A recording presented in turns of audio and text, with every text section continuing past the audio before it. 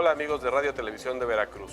Pues en esta ocasión nos encontramos en la sede de Hermosillo, Sonora. Estamos presentes en la Asamblea Nacional de la Red de Radio Televisoras Públicas y Educativas del país. Y pues bueno, vamos a aprovechar la oportunidad de estar aquí para platicar con Gabriel Torres Espinosa, quien es el presidente del Consejo Directivo de la Asociación de Televisiones Educativas y Culturales de Iberoamérica, denominada ATEI.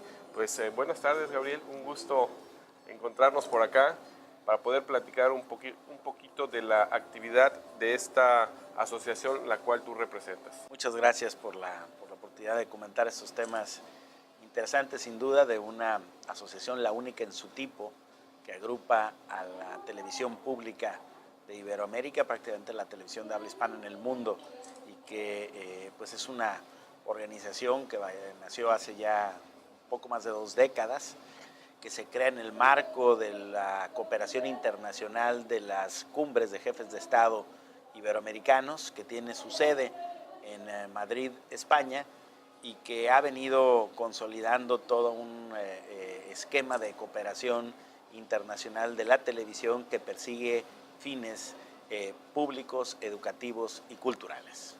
Bien, ahorita nos encontramos en el marco de una Asamblea Nacional de Televisoras Públicas. ¿Qué papel ha jugado concretamente en México la ATEI? Bueno, la ATEI agrupa a buena parte de los socios de la red, no todos, digamos, diría aproximadamente 1/3 de los socios de la red son socios también de ATEI. Lo que pasa es que esta red agrupa radiodifusoras y televisoras, y ATEI solo televisiones educativas, no radios, es solo televisiones.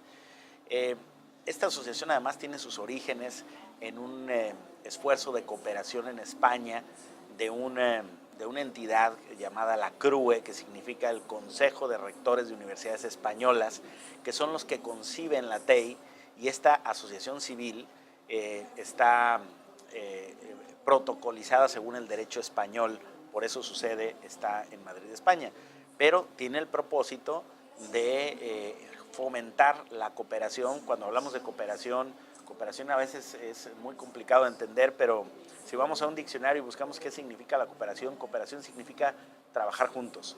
Entonces, lo que busca esta asociación es ponernos a trabajar juntos a los directores y televisoras educativas y culturales de Iberoamérica. Y es un tema que pareciera una obviedad, pero no lo es, no es una obviedad, porque yo creo que el principal reto de la televisión pública mexicana e iberoamericana es la de cooperar. Pareciera una obviedad, es decir, mucha gente se quedará sorprendida de que digamos esto en televisión. Pues sí, a veces ni siquiera nos conocemos, mucho menos trabajamos juntos. Y es una pena que estos esfuerzos creativos que se hacen en diversas latitudes del planeta no vengan secundados de un trabajo de intercambio, de coproducción, de cesión de derechos, de intercambio de buenas prácticas periodísticas o televisivas, porque a veces no tenemos ni siquiera espacios donde socializar quiénes somos y a qué nos dedicamos. Ese es el propósito que entiendo cumple la red de televisoras y radiodifusoras públicas de México, y ese es el papel que a nivel internacional cumple la ATEI, ser el espacio para que los directores y las televisiones de servicio público con fines educativos y culturales cooperemos, es decir, trabajemos juntos. Para la sociedad que tiene como opción ver la televisión pública, ¿qué tan importante es para la audiencia tener este tipo de canales de comunicación? Bueno, la televisión pública, a diferencia de la televisión privada, busca dar un servicio audiovisual. No busca la rentabilidad, no busca la venta de publicidad, no busca el rating bajo recursos fáciles como pudieran ser el lenguaje procaz, el desnudo vulgar o la violencia explícita. En la televisión pública nos fijamos como objetivo poner a disposición del público todo aquello que no es rentable comercialmente hablando, pero que es formativo desde la perspectiva social. Y esa es la misión de los medios públicos, ser un complemento a la oferta audiovisual que el televidente tiene al aire, y por eso se hace con dinero público, porque es tal vez más rentable vender publicidad para un reality show que para un documental, pero el documental forma ciudadanía, el documental informa.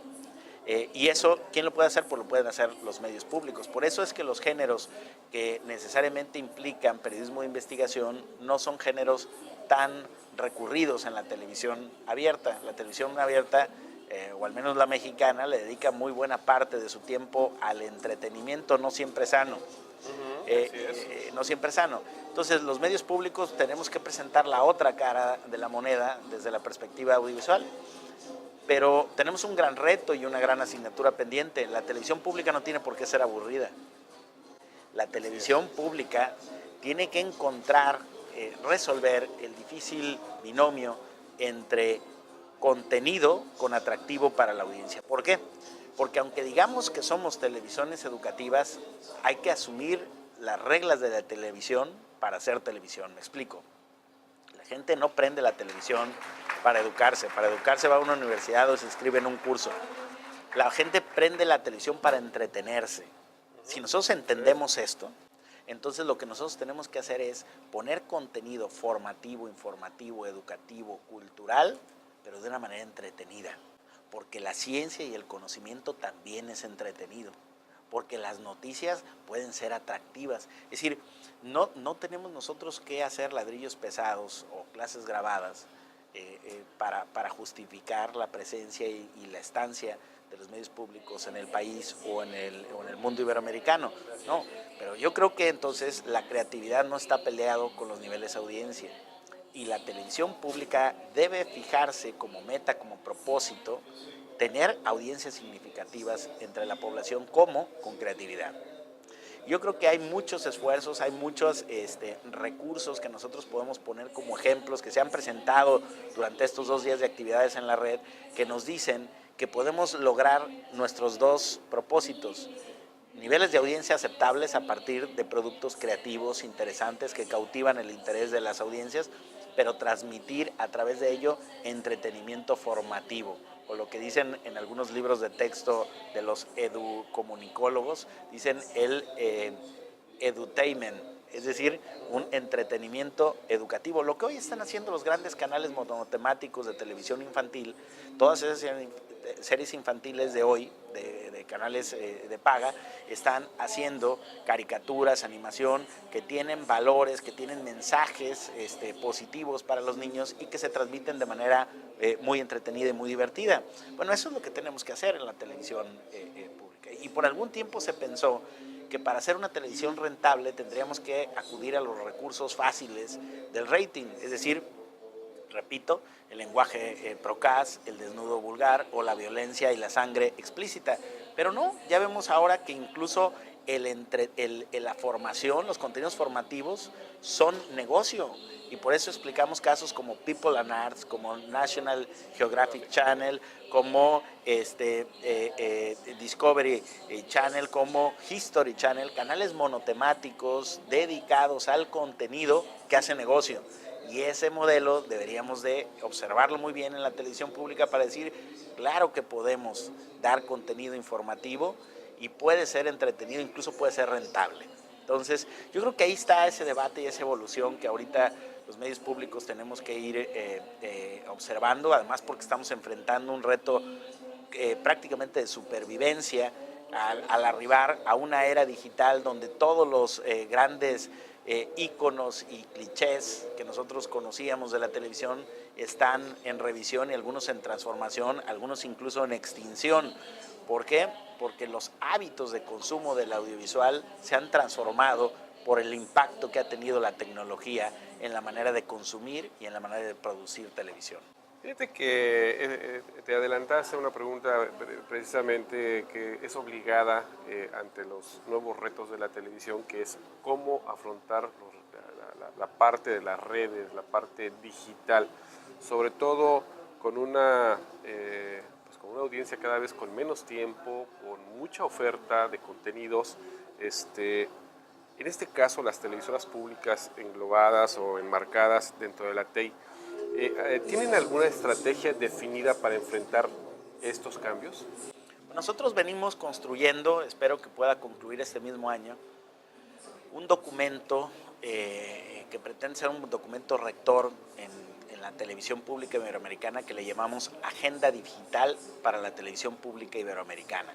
Una especie de decálogo de buenas prácticas que debemos de observar a la luz del impacto del cambio tecnológico en el audiovisual. Pero podría ser una discusión muy larga y una explicación muy larga, pero voy a hacerte una síntesis en 3 puntos que a mí me parecen fundamentales. Primero, la multiplataforma. Hay que entender que hoy producimos contenidos audiovisuales para diversas pantallas. La convencional, la que se sintoniza por aire con unas antenas de azotea, la del cable, que se conecta a un sistema de televisión privada, la del satélite, que es otra transmisión, otro tipo de transmisión, las Smart TV, que toman hoy la imagen del acceso a Internet protocolo, la tablet, la notebook, la PC, el smartphone, el Android, el iPhone, el Windows, es decir, tenemos una cantidad de pantallas con diversas medidas y diversas características en donde el audiovisual debe de estar gestionado correctamente. Es decir, hablamos de gestión y hablamos de consumo de contenidos audiovisuales. Entonces, primer reto, la multiplataforma. Tenemos que pensar que nuestras producciones deben de estar debidamente adaptadas para proyectarse en todas las pantallas. No solamente el 16:9 de una televisión convencional digital, sino en el smartphone, en la tablet, en la notebook, en la PC, en todos los dispositivos, incluso en algunas tabletas de videojuegos. 2. El audiovisual de hoy debe ser pensado como interactivo.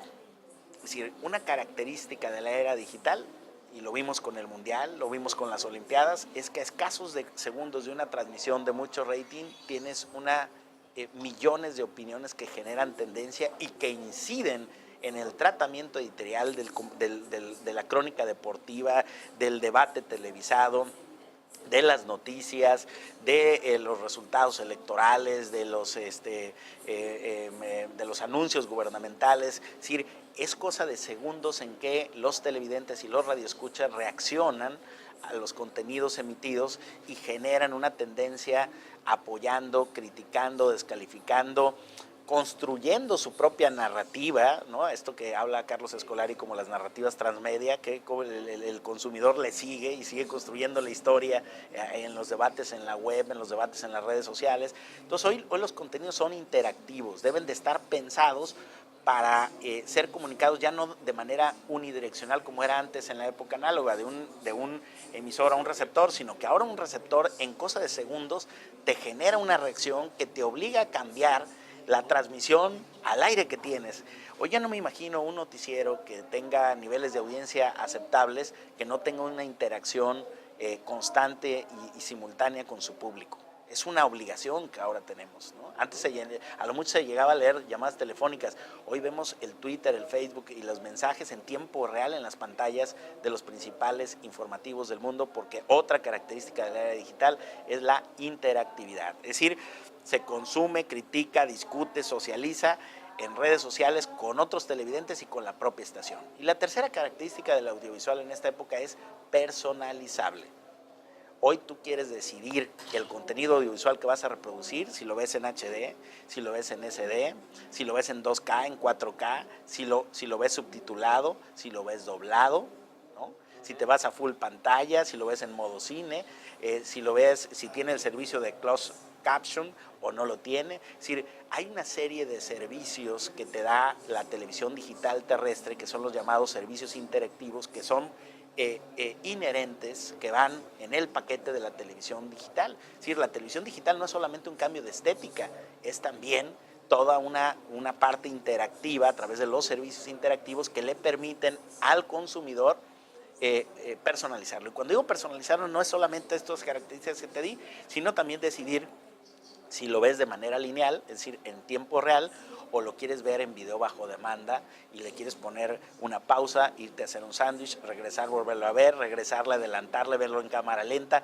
Todo esto que no eran opciones de la televisión análoga y que soy ahora opciones de la televisión digital. Incluso el concepto de televisión está redefiniéndose.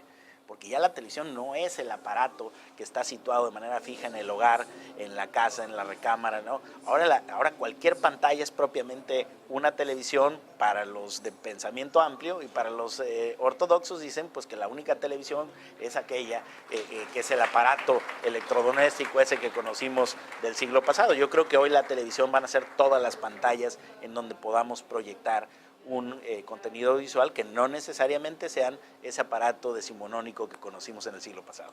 Muy bien, pues amigas y amigos, la verdad un gusto poder estar en estas sierras acompañados de grandes personalidades, como en este caso Gabriel, presidente de la ATEI, y pues el tiempo es corto.